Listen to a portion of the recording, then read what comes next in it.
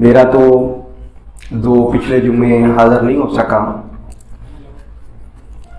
اور میں نے یہ ارادہ بھی کیا ہوا تھا کہ میں انشاءاللہ تعالی زیادہ اپنے استادوں سے جو ہے وہ سماعت ہی کروں گا، کیونکہ میں کچھ نوٹس تیار کر رہا ہوں، لکھ رہا ہوں۔ تو میں شکریہ ادا کرتا ہوں جناب شبیر صاحب کا کہ انہوں نے کہا کہ آپ وہ نظم جو ہے نا وہ پڑھیں جو کہ لکھی ہے آپ نے۔ تو یہ میں کیونکہ میں پوئٹری سے مجھے ایک لگاؤ ہے، تو کتاب مکمل میری انشاءاللہ تعالی ہو چکی ہے۔ تو پچھلے دنوں جو پروگرام ہوا تھا ملتان میں، وہاں میں نے صابر صاحب کے حوالے سے ایک کلام لکھا تھا، وہ وہاں پڑھا تھا، تو وہی ادھر ابھی پڑھتا ہوں۔ طب کے افق پر ضیائے صابر پھیل رہی ہے، طب کے افق پر ضیائے صابر پھیل رہی ہے، ہر گھر میں اب خوشبوئے صابر پھیل رہی ہے، لگ رہا ہے طب کی تقدیر بدل رہی ہے، دنیا میں اب نوائے صابر پھیل رہی ہے، لوگ مجدد طب کو صابر کہتے ہیں، لوگ مجدد طب کو صابر کہتے ہیں، ہر کوچے میں ہوائے صابر پھیل رہی ہے، ملتی ہے شفا ضرور علاج بالغذا سے، ملتی ہے شفا ضرور علاج بالغذا سے، ہر گھر میں ہی غذائے صابر پھیل رہی ہے، ہر دکھ درد کے مارے طبیب کے سر پر اب، ہر دکھ درد کے مارے طبیب کے سر پر اب، سایہ بن کے ردائے صابر پھیل رہی ہے، سارے دواخانوں میں یہ جو جگمگ جگمگ ہے، دل میں ہمارے عطائے صابر پھیل رہی ہے، احسان فرنگی طب کا جنازہ اٹھ رہا ہے، احسان فرنگی طب کا جنازہ اٹھ رہا ہے، گھر گھر میں ہی دوائے صابر پھیل رہی ہے۔ تمام دوست جو ہیں، ایک بات اینڈ پہ میں کرنا چاہتا ہوں کہ بڑی دفعہ ہم نے کتابیں پڑھی، میں نے اپنا یعنی 10-15 سال ہو گئے ہیں، کتابیں کئی دفعہ پڑھی، لیکن جو سلسلہ اپنے استادوں کی زیر نگرانی اور ان کی صحبت میں بیٹھ کر کتابوں کو پڑھنا نصیب ہوا، اس کی مثال جو ہے وہ الفاظ سے بیان نہیں کی جا سکتی، اور جو فیض استاد کی صحبت میں بیٹھ کر صابر صاحب کی کتابوں سے ملتا ہے، اس کا اندازہ اس صحبت میں بیٹھ کر یا کسی استاد کے ذریعے ان کتابوں، کیونکہ وہ کتابیں ایک عظیم محقق نے لکھی ہیں اور وہ عام قاری ان کا صحیح طرح سمجھ نہیں سکتا ان کو، اور سمجھ سکتا بھی نہیں ہے جب تک کسی ماہر استاد کی زیر نگرانی ان کا مطالعہ نہ کیا جائے۔ تو ہم نے یعنی ہر 15 دن کے بعد سمڑ عالمی اپنے استاد محترم جناب فیاض چوہان صاحب کی زیر نگرانی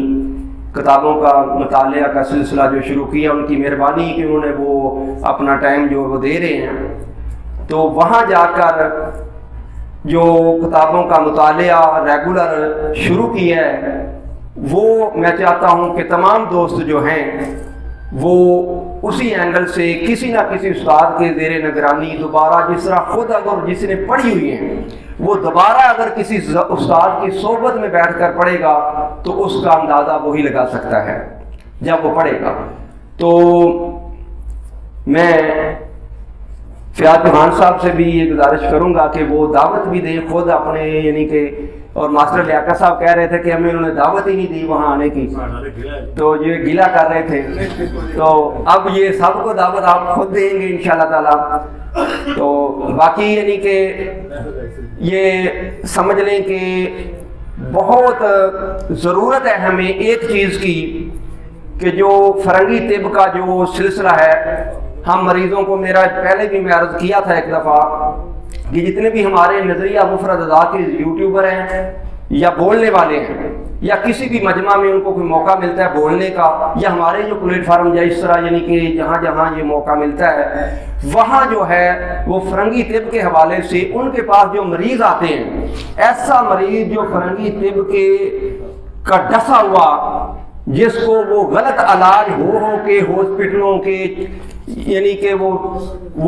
یعنی میں کہتا ہوں کسائیوں کے ہتھے چڑھ کر جس کا برا حال ہو چکا ہوتا ہے، بالکل تھوڑی سی اس کو بیماری ہوتی ہے، سوزش کا وہ مریض ہوتا ہے، معمولی سے وہ جب وہ ڈاکٹر کے پاس جاتا ہے تو جب وہ ان کسائیوں کے ہتھے چڑھتا ہے اور وہ ان کو ڈرپیں لگاتے ہیں، ٹیکے لگاتے ہیں، پھر ان کو میڈیسن دیتے ہیں، جو ان کا حال جب کیا جاتا ہے، ان پہ آپریشن کیا جاتا ہے، وہ ایک تندرست مریض کا معمولی جو عام یعنی کہ موسمی حالات کا مارا ہوا یا معمولی یعنی کہ ٹینشن کا مریض یا کسی بھی معمولی بیماری لے کے جاتا ہے تو بعد میں وہ آپریشن کروا کے گھر آتا ہے، پھر وہ موت کے منہ میں قبر میں جا کر اس کو وہ آرام ملتا ہے۔ تو ایسی سٹوری جس کے پاس کوئی ایسا مریض ہمارے نظریے کے پاس آئے تو اس مریض کو ضرور اس کا جو بایو ڈیٹا سارا وہ بیان کیا کرے لوگوں کے سامنے۔ وہ اگر پروپیگنڈا کرتے ہیں، ہمارا حکما کے خلاف بہت بڑا پروپیگنڈا کرتے ہیں، تو آپ بھی فرنگی طب کے حوالے سے ان کی بہت زیادہ غلطی ہیں، ہمارے تو حکما کی ہے ہی نہیں ہے، وہ معمولی سی ہوتی ہے تو اس کو وہ چھالتے ہیں، لیکن ان کی اتنی غلطیاں ہیں کہ آپ تصور نہیں کر سکتے۔ تو ان کو کبھی ہم نے ڈسکس نہیں کیا،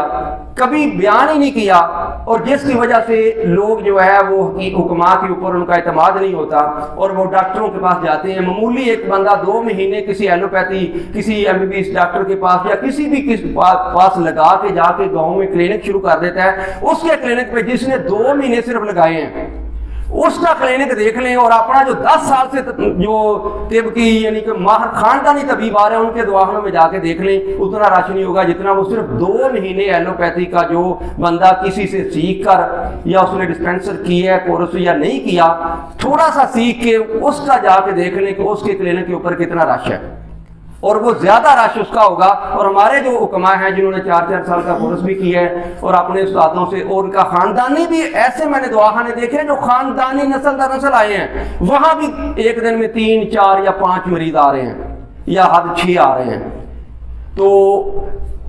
یہ جو نظریہ کہ اللہ کا فضل ہے، جس نے اس کو سمجھا ہے، سیکھا ہے اچھی طرح، جس میں محنت کی ہے، ان کے دواخانے آج بھی جگمگا رہے ہیں، اس میں کوئی شک نہیں ہے۔ اللہ کا شکر ہے، خوشی ہوتی ہے جب دیکھتے ہیں 100 200 50 60 70 80 مریض وہ دواخانوں کی دوبارہ لوگوں کا رجحان ادھر علاج بالغذا کی وجہ سے دوبارہ حکما کے اوپر لوگوں کا اعتماد بڑھا ہے، اور ایلوپیتھی کو لوگ چھوڑ کر اور MBBS ڈاکٹر اپنا علاج، اپنی اولاد کا علاج، اپنی اولاد کو وہ گولیاں نہیں دیتے سوائے وٹامن کے، کوئی گولی کسی پیناڈول تک اپنے بچوں کو نہیں کھلاتے، وہ علاج کرانے کے لیے اپنی بیگموں کو اپنے بچوں کو لے کر حکما کے پاس آتے ہیں، جو علاج بالغذا کے ماہر ہیں، نظریہ مفرد عذاب والے لوگوں کے پاس آ رہے ہیں، دوسرے ٹیموں کی بات نہیں میں کر رہا۔ تو آپ جو ہیں وہ بھی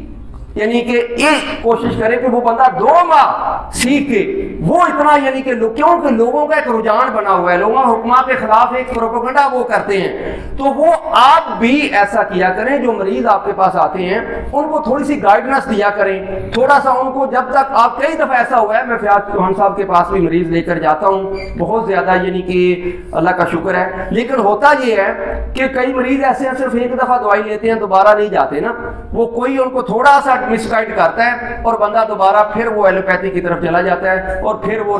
اسی طرح بیک گر لگتا ہے دوبارہ، پھر وہ جو ہے ہوتا کیا، وہ جب نشے کی وہ اس کی یعنی کہ وہ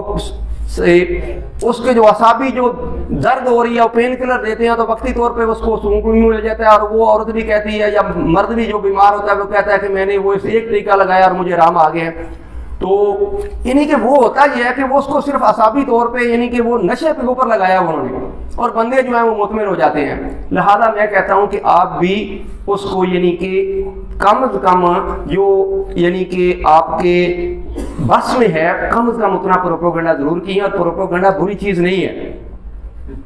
پروپیگنڈا کرنا کوئی بری بات نہیں ہے، حق کے آپ حق پہ ہیں، اور حق جو بولنا، آواز زبان سے بولنا، یہ بھی ایک جہاد ہے، اور برائی کو روکنے کے لیے پروپیگنڈا یہ تو بہت بڑا جہاد ہے، اور ہم لوگ جو ہیں وہ اس کے اوپر بولتے ہی نہیں ہیں، اور لہذا آپ بھی پروپیگنڈا کیا کریں، اور اس کو ایلوپیتھی کے جو مضر اثرات ہیں ان کو آپ بیان کیا کریں، اور جو سٹوری آپ کے پاس اس طرح کو آتی ہے اس کو بھی بیان کیا کریں کہ میرا جس طرح وہ پچھلے ہمارا جو پروگرام ہوا تھا وہاں طیب الحق مرزا صاحب نے ایک سٹوری سنائی ہمیں، ایک مریض کی ایلوپیتھی کا ڈسا ہوا، اور وہ سن کے یعنی کہ وہ جو عام بندہ جب قاری سنتا ہے تو اس کو واقعی جو جس طرح انہوں نے سنائی تو مزہ آیا ہمیں سننے کا۔ تو لہٰذا آپ کوشش کریں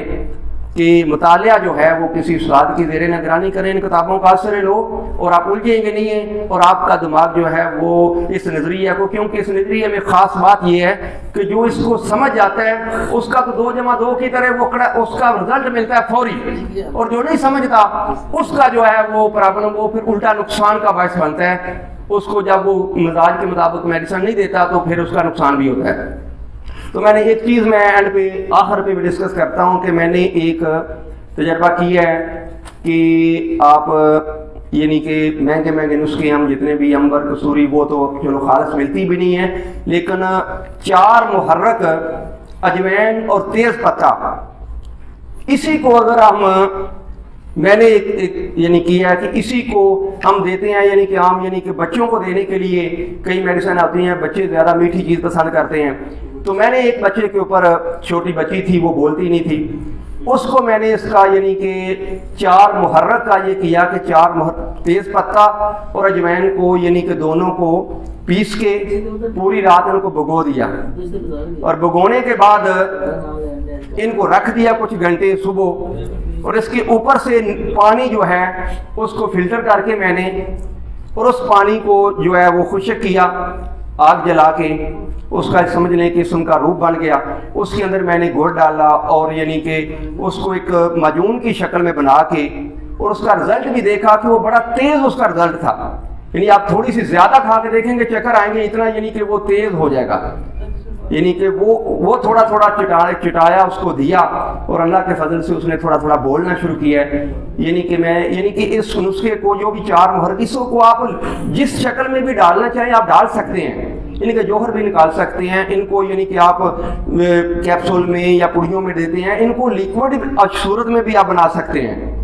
تو لہٰذا یعنی کہ میں انہی باتوں پر یعنی کہ اسی پہ اینڈ پہ اکتفا کرتا ہوں، ہمارے استاد بیٹھے ہیں ان کو سننا ہے ہم تو بہت زیادہ سیکھ رہے ہیں، آپ لوگ بھی یعنی کہ استاد کی زیر نگرانی جو ہے وہ آج سے لوگ کتابوں کا مطالعہ کریں تو آپ کو انشاءاللہ تعالیٰ مزہ آئے گا۔ والسلام۔